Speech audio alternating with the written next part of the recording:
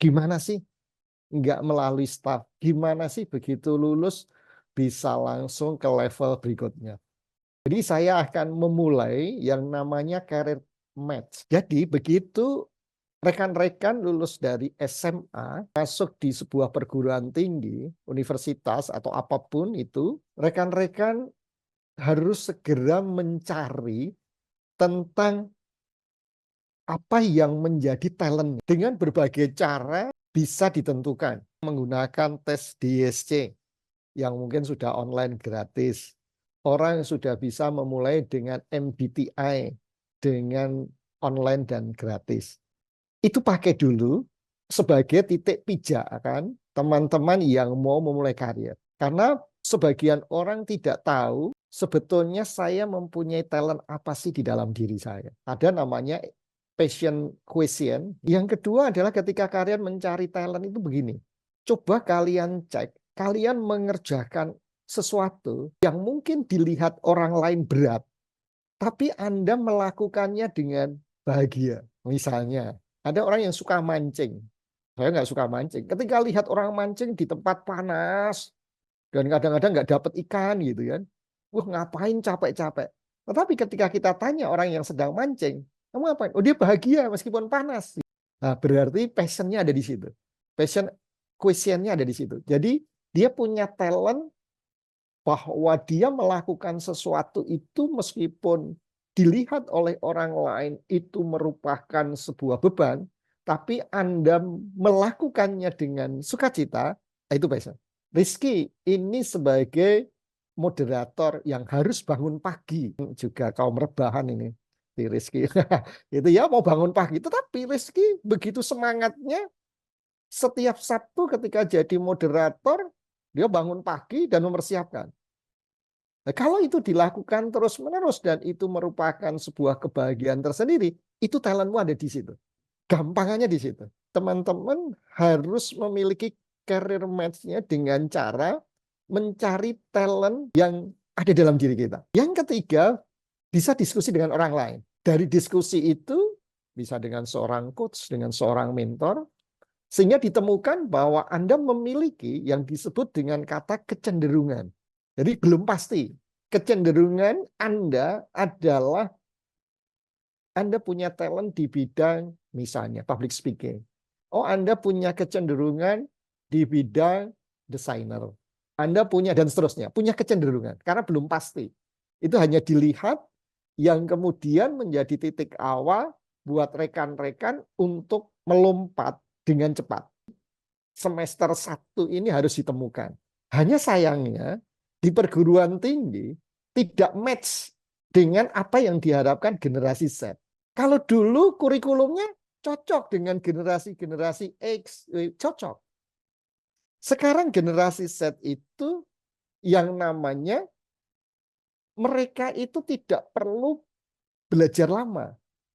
Karena seluruh materi sudah bisa diunduh melalui berbagai aplikasi. Zaman saya harus belajar banyak karena keterbatasan informasi. Yang ini yang terjadi, yang berbeda. Kurikulum tidak berubah. Sehingga rekan-rekan yang semester 1, semester 2 dapat Pancasila, dapat bahasa Indonesia, bahasa Inggris, dan macam-macam. Padahal teman-teman semester 1, semester 2 sudah kepengen tahu karirnya ada di mana. Sudah ingin tahu, dia ingin segera masuk di dalam bidangnya. Sedangkan kurikulum memasukkan itu di semester 5, 6, 7, 8 begitu ya. 8 skripsi. KKN mungkin. Sudah telat. Gitu.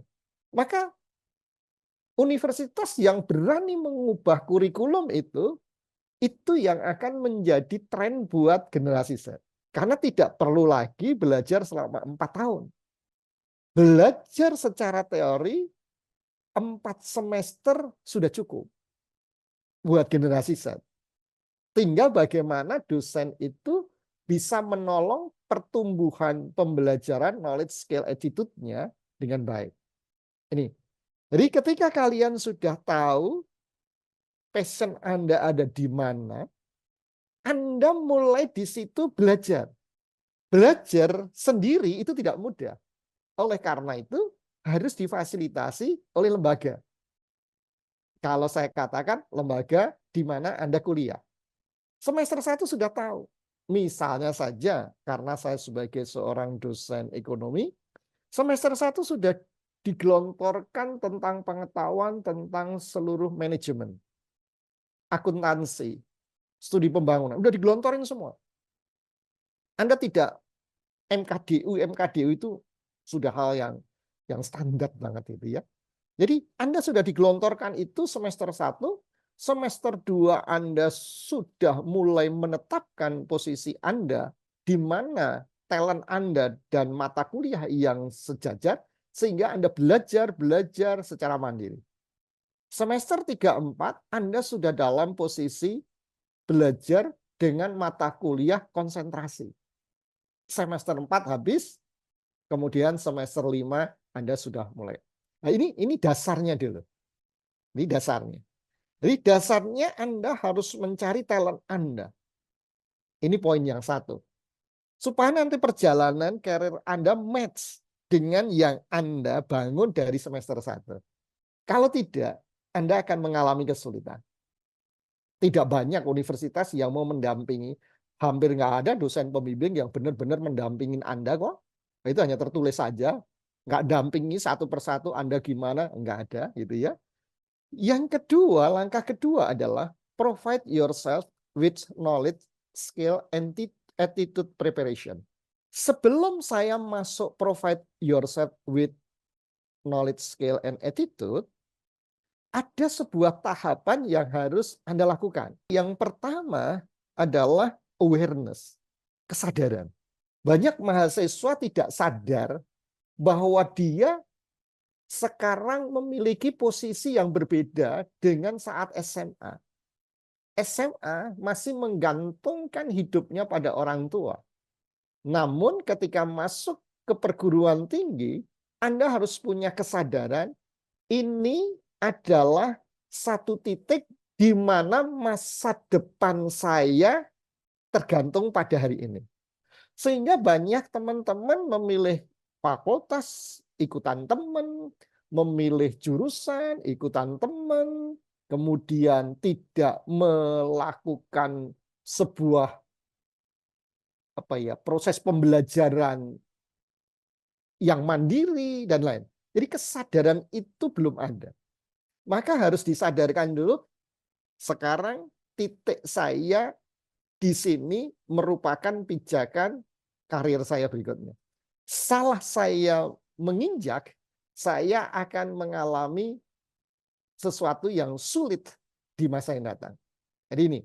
Jadi teman-teman harus benar-benar paham. State of being Anda harus Anda temukan. Jadi Anda harus benar-benar sadar bahwa Anda sudah memulai sebuah karir. Jadi semester 1 itu sudah memulai karir. Bukan hanya sekedar Anda sedang studi. Titik kesadaran itu harus dimunculkan.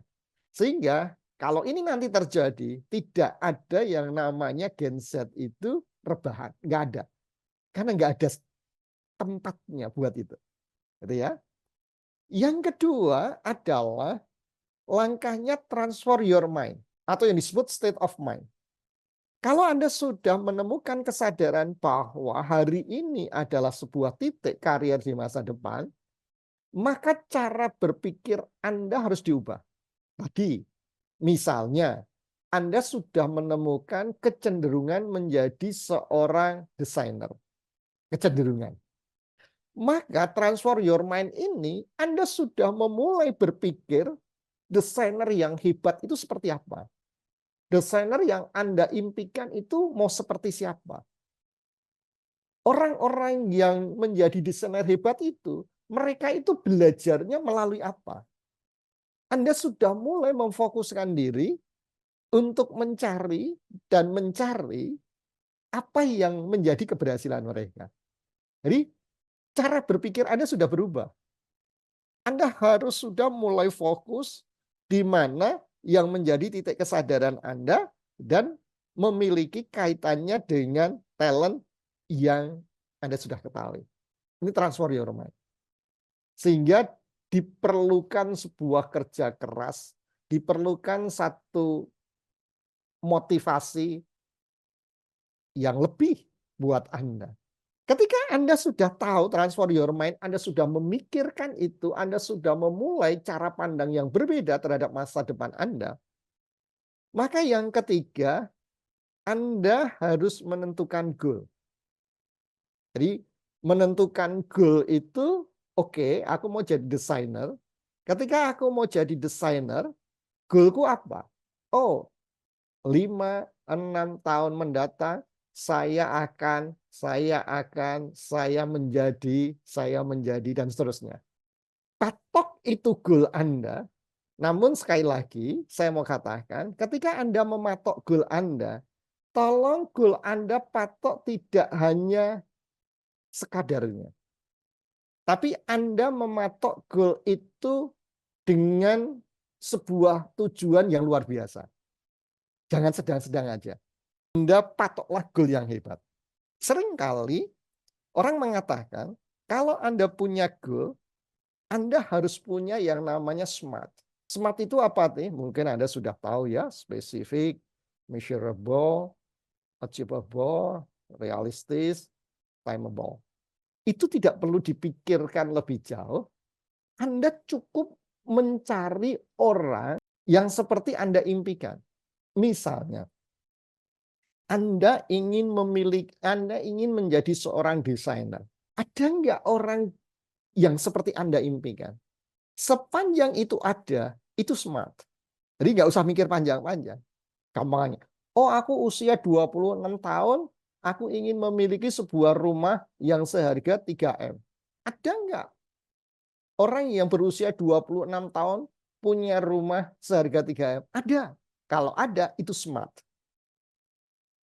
Kalau orang lain bisa mencapai, Anda juga bisa mencapai. Ini goal. Lebih mudahnya begitu. Yang keempat adalah change your habit. Untuk memulai ke situ, Anda harus melakukan sebuah perjalanan yang berbeda. Perilaku Anda berbeda. Maka saya katakan, udah nggak ada waktunya rebahan lagi. Nggak ada waktunya untuk journey to drakor tadi. Nggak ada lagi. Karena Anda akan mulai habit yang berbeda. Anda akan belajar, Anda akan membaca, Anda akan searching sesuatu yang bisa membekali Anda. Kalau langkah 1, 2, 3, dan 4 ini berhasil, maka Anda akan sukses. Langkah 1, 2, 3, 4 ini yaitu yang disebut passion. Atau bahasa aslinya passioning. Suffering, enduring, tahan terhadap tekanan. Jadi 1, 2, 3, 4 ini sebuah penderitaan. Kalau Anda nggak mau menderita, ya jangan mengharapkan sukses.